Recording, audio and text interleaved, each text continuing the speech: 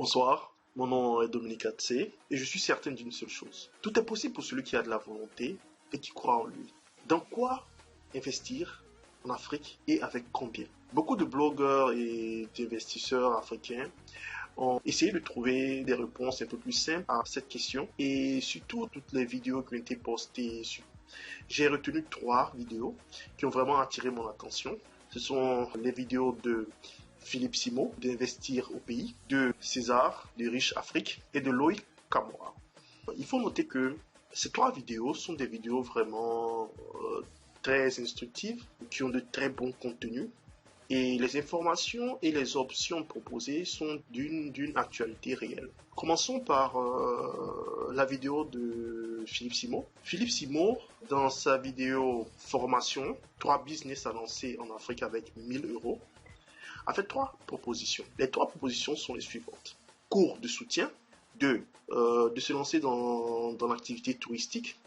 La 3e option, c'est de se lancer dans la restauration en milieu scolaire. Ces 3 options sont d'une actualité réelle et ont une très forte demande sur le continent. Pour la première activité, concernant les cours à domicile, je pense que au niveau des frais à investir pour des petites activités, les frais sont nuls, les frais sont zéro et je peux dire même très très faibles. Du point de vue de la demande est très très forte sur le continent. Mais le seul problème qu'il y a ici, c'est que pour pouvoir mener cette activité, il faille que cette personne ait eu une éducation universitaire et qu'il soit soldé par des diplômes ou qu'il ait une connaissance dans un domaine bien précis.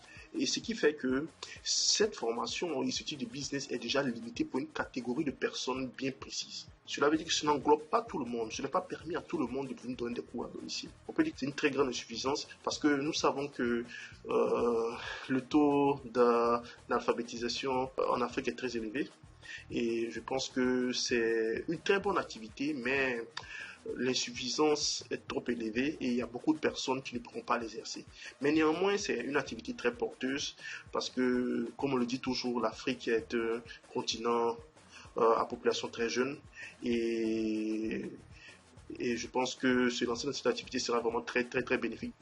Concernant le 2e point, qui consiste à lancer une activité touristique, je pense qu'à ce niveau, les frais de départ peuvent être minimes si l'activité, si les différents aspects touristiques qui veulent être montrés ont déjà fait l'objet d'analyses, ont déjà fait l'objet d'études qui ont été répertoriées. Et dans ce cas, je pense que c'est possible d'avoir une documentation en open source ou une documentation assez consistante de haute qualité pour pouvoir faire la promotion de ces différents espaces-là.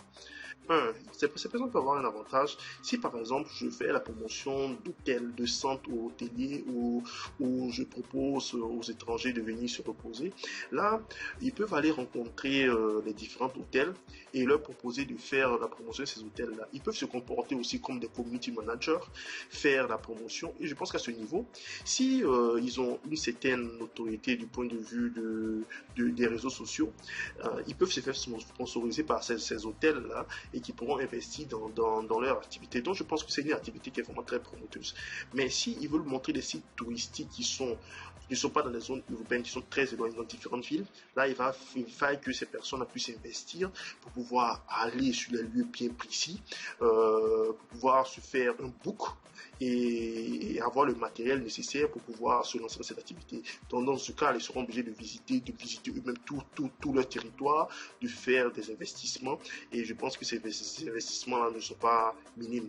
Il faille qu'il y ait aussi la logistique, les différents appareils qu'ils vont utiliser pour pouvoir avoir une certaine qualité d'imagerie, une certaine qualité de vidéo à proposer et tout. Et donc à ce niveau-là, je pense que c'est vraiment pas facile. Mais je pense que c'est une activité qui est très prometteuse et que si en se basant d'abord sur les informations open source, c'est possible de se lancer dans cette activité. Donc c'est une très bonne activité.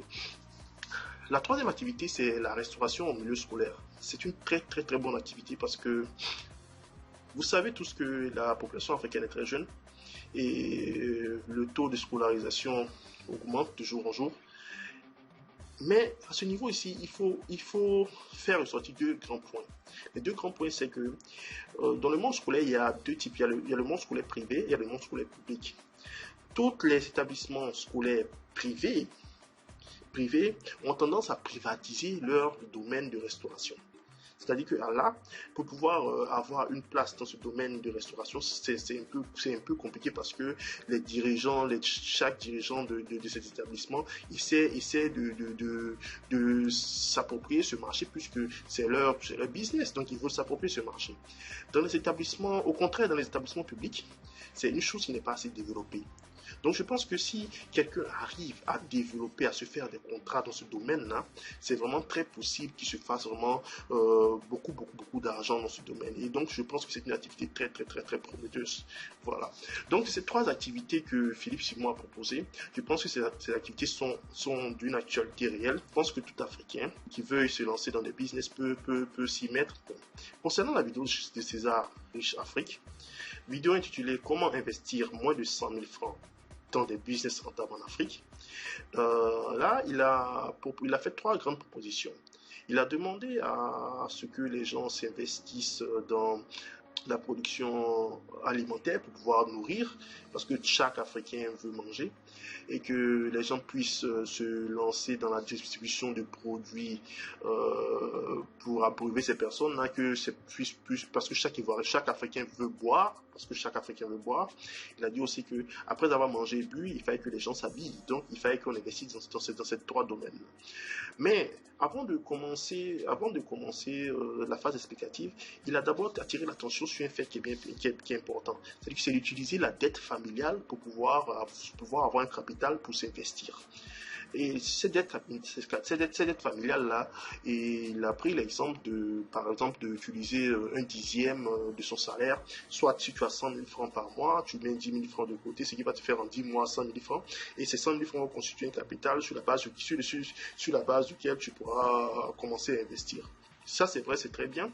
Et je pense que dans ces trois domaines qu'il a énumérés, que ce soit le domaine alimentaire, créer des services pour nourrir les gens, créer des services pour pouvoir soulager les gens en leur produisant des solutions buvables, des solutions de l'eau, je sais pas, des sucreries, de l'alcool et tout, pour que les personnes puissent s'abreuver, que trouver une solution pour que les personnes puissent se vêtir.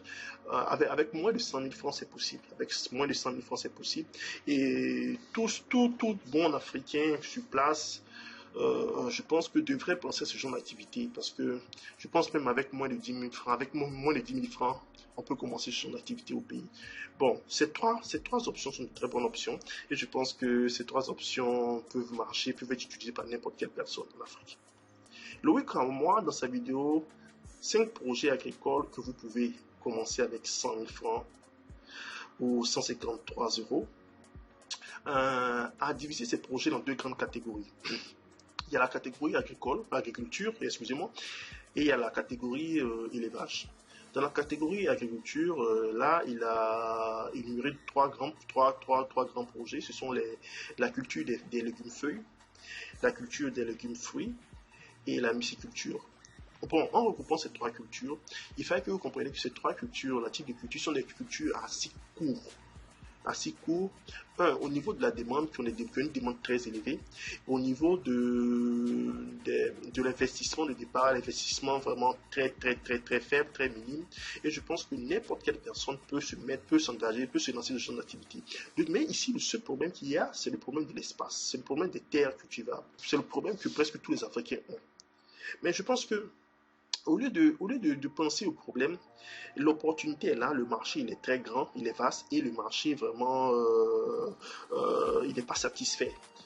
Et je pense que pour toutes ces personnes qui ont du courage, qui ont du temps et qui veulent se lancer dans ce genre d'activité-là, je pense qu'il y a la possibilité de pouvoir louer des terres. Et ne vous limitez pas au fait que vous n'avez pas de terre, mais essayez de chercher des terres à louer, essayez d'avoir, de signer des contrats avec des propriétaires terriens afin qu'on puisse vous donner des petits espaces de terre et sur lesquels vous pourrez faire ces activités. Et je pense que ce sont des activités très prometteuses dans lesquelles il faut se mettre. Bon, du point de vue de l'élevage, il a fait 3 propositions, c'est de se lancer dans l'élevage des poulets reformés, des lapins et des canards. Je pense que ces trois activités sont des activités vraiment très prometteuses parce que le marché du poulet en Afrique est un marché qui a une très forte demande, et la demande n'est vraiment pas du tout satisfaite. Et se lancer dans cette activité, je pense que c'est une activité très prometteuse. Deux, le plus qu'il y a ici, c'est que en utilisant les poulets réformés, le taux de mortalité au jet est déjà réduit parce que est déjà réduit à ce niveau parce que ces poulets-là ont déjà passé ont déjà passé une certaine phase de croissance et ont déjà développé une certaine immunité et le taux de mortalité est déjà réduit. Donc les pertes sont déjà réduites à ce niveau. Et c'est quelque chose vraiment de très bénéfique. C'est une très bonne activité. Je pense que chacun doit s'y mettre. L'élevage des lapins, c'est vraiment une très bonne chose qu'il a proposé. Et je pense que si en Afrique, tous les Africains avaient dans leur maison des clapiers, ou qu'ils avaient au moins 2 ou 3 lapins, je pense qu'il n'allait pas avoir de famine en Afrique parce que le lapin, c'est un animal qui se reproduit très vite et qui a une alimentation assez diversifiée. C'est vrai que bon, on pourra lui donner les produits industriels à manger et tout, la pour vendre et tout, mais il faut savoir que le lapin, on peut trouver son aliment un peu partout dans la rue. Tu sors, tu as des lèvres ici dans la rue, tu as des lèvres dans le quartier, tu as des lèvres dans le bas-fond, là-bas, tu veux le donner. Donc, c'est un animal qui est vraiment facile à élever. Bon, la troisième option qu'il a proposée, c'est l'élevage des canards. Et là, parce qu'il estime que les canards sont des animaux qui sont assez résistants, robustes et qui ne tombent pas facilement malades. Et pour une personne qui veut s'engager dans l'élevage, c'est une très bonne option parce que le taux de mortalité est réduit et ce qui peut réduire les pertes. Mais il faut aussi noter que aussi le canard aussi c'est un animal qui a un très haut taux de reproduction, et donc c'est une très bonne option pour tout Africain qui veut se lancer dans cette activité.